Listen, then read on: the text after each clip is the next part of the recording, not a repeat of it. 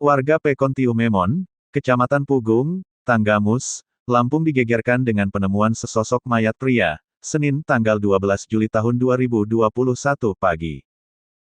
Yang mengejutkan, jasad tersebut ditemukan dalam kondisi terbungkus plastik di tempat penampungan air di ladang Dusun Pagar Jarak, Pekontiu Memon, Kecamatan Pugung. Plastik tersebut biasa digunakan sebagai wadah ikan. Menurut Kapolsek Pugung Inspektur 2 Okta Devi, pihaknya mendapatkan informasi masyarakat adanya penemuan mayat sekitar pukul 8 waktu Indonesia Barat.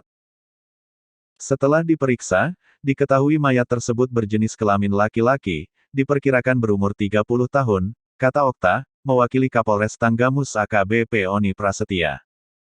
Mayat pertama kali ditemukan warga bernama Sutejo, 65, seorang penggarap kebun karet milik Bidin. Saat itu dia akan menyiram tanaman cabai di sekitaran kebun. Ketika akan mengambil air di penampungan, ia melihat sebuah bungkusan plastik yang mengapung. Karena curiga, ia memanggil Eeng, 40, Kadus Dusun Jarak Pekontiu Memon, untuk memeriksa.